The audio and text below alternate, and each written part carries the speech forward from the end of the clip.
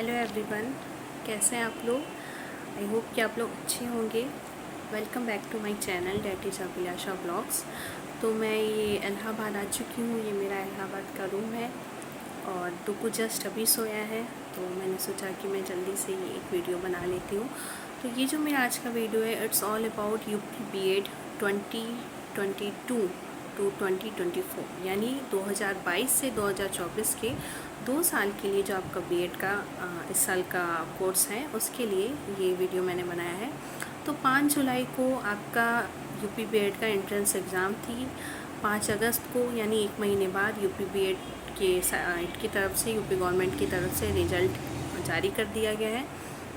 और सरकारी रिज़ल्ट पे जो लिखा है उसके अकॉर्डिंग 10 अगस्त से आपकी काउंसलिंग स्टार्ट हो गई है। तो जहाँ तक उम्मीद है कि आज 16 अगस्त है, आपकी काउंसलिंग फ़र्स्ट फेज़ वालों की स्टार्ट हो गई होगी। तो बस उससे रिलेटेड मैं कुछ आपको इन्फॉर्मेशन देना चाहती हूँ मेरे खुद के एक्सपीरियंस से, क्योंकि लास्ट सेमेस्टर मैंने यूपी बीएड ज्वाइन किया था। तो इस साल जो है वो महात्मा ज्योतिबा फूले रोहिलखंड यूनिवर्सिटी ने ये एग्ज़ाम कंडक्ट करवाया था। लास्ट ईयर हमारा पेपर 5 अगस्त को था और 28 अगस्त के लगभग हमारा रिज़ल्ट आया था। और उसके बाद 7 से 8 सितंबर के बाद से हमारी काउंसलिंग स्टार्ट हुई थी।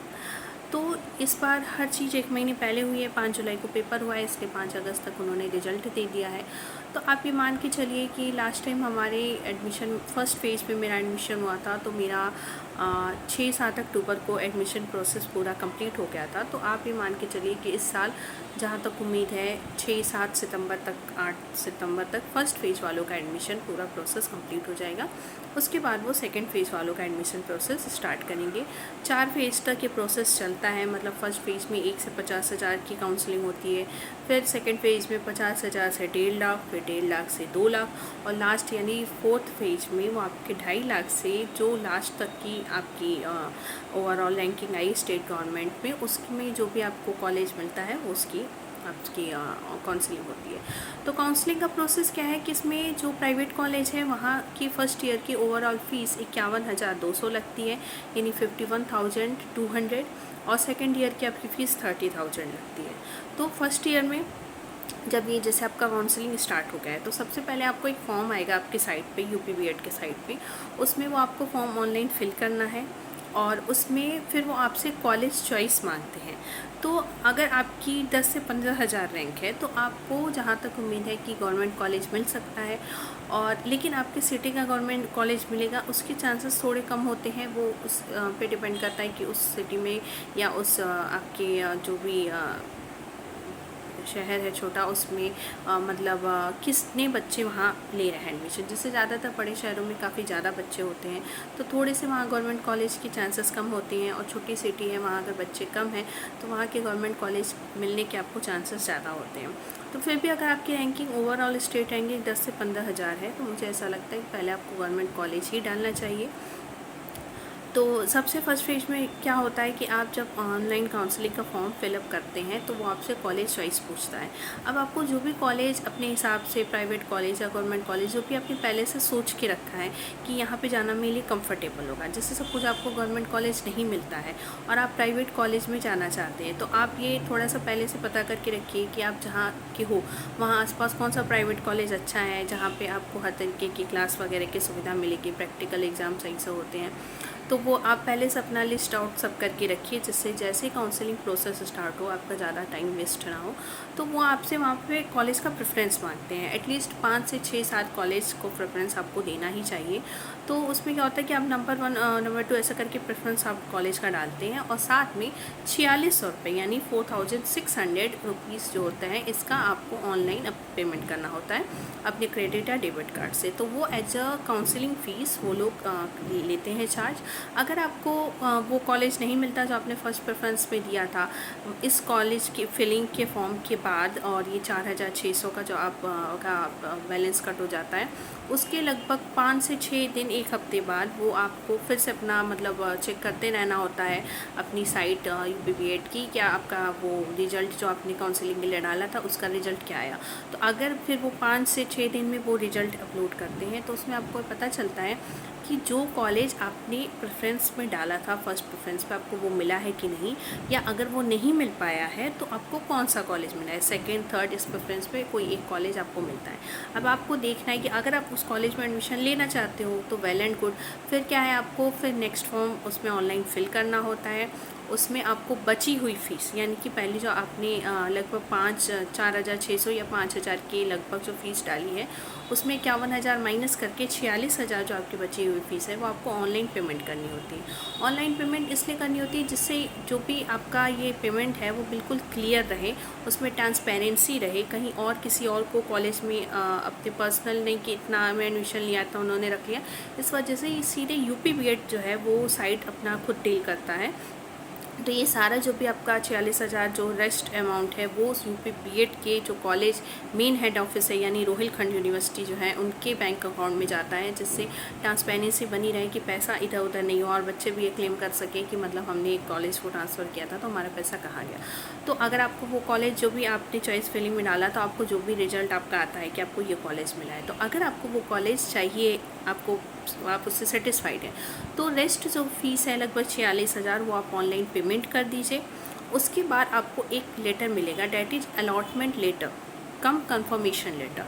तो उसमें आपको पूरा आपकी डिटेल जो फॉर्म के टाइम आपने डाली थी, आपकी फ़ोटो और आपको जो कॉलेज अलॉट हुआ है उसका नाम, और साथ में आपको ये लिख के आएगा कि ये कॉलेज इनको अलॉट हो गया है, इन्होंने फ़ीस भी सबमिट कर दी है और अब बस कॉलेज आप इनको एडमिशन दे दीजिए। तो वो अलॉटमेंट लेटर अपने सारे मार्कशीट ओरिजिनल कॉपी और हाई स्कूल से आपकी ग्रेजुएशन या पोस्ट ग्रेजुएशन जहाँ तक आपने पढ़ाई की है सारे की ओरिजिनल कॉपी प्लस 3 से 4 सेट उसकी फ़ोटो कॉपी और कम से कम 6 से 7 फ़ोटो के साथ आपको अपने कॉलेज में वो आपको डेट देंगे कि इस डेट के बाद आप अगले नेक्स्ट एक वीक या 10 दिन के अंदर अपना कॉलेज में जाके सारी ओरिजिनल डॉक्यूमेंट्स दिखा के और फोटोकॉपी सबमिट करके अपना एडमिशन करवा लीजिए।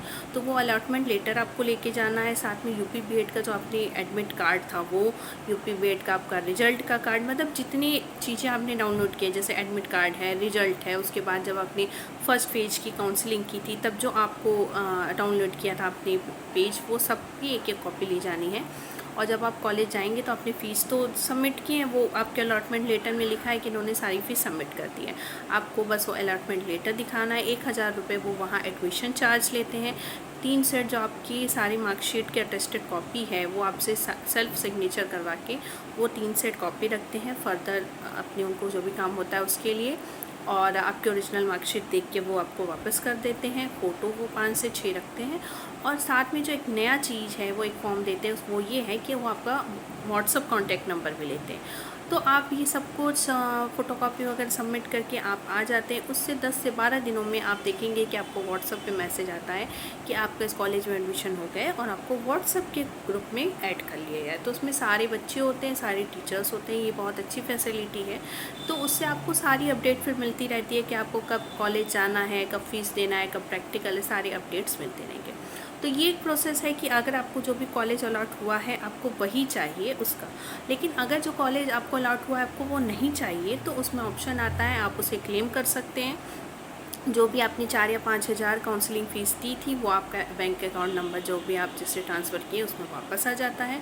और उसके बाद फिर ये है कि आप सारे स्टेप की काउंसलिंग हो जाएगी, मतलब सेकेंड, थर्ड, फोर्थ, फिर आपको लास्ट में मौका दिया जाएगा कि फिर से आप अगर उन सारे कॉलेज में से आप कोई कॉलेज नहीं चाहते हैं तो आप जो भी कॉलेज अवेलेबल है उसमें से आपको फिर से एक बार चॉइस फिलिंग के लिए दिया जाएगा कि आप कौन सा कॉलेज चाहते हैं।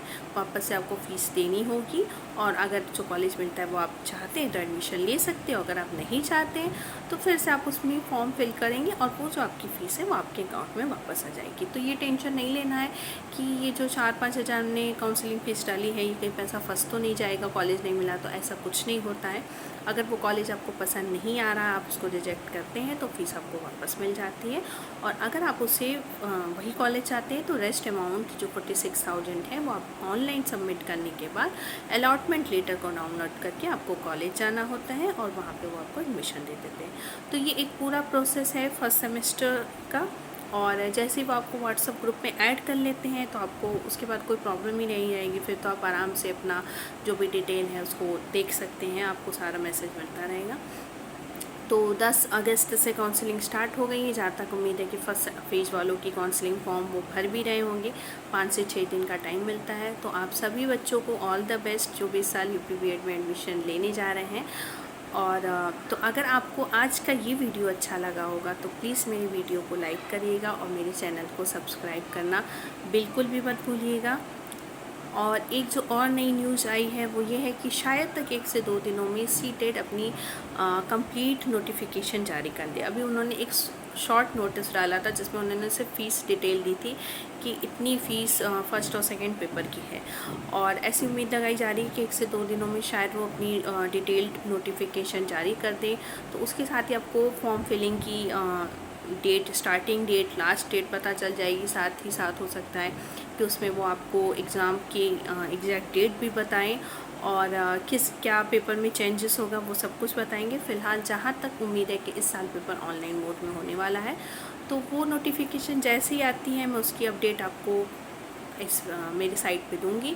तो प्लीज़ ये चैनल को सब्सक्राइब करिएगा और अगर आज का वीडियो अच्छा लगा होगा तो लाइक ज़रूर करिएगा।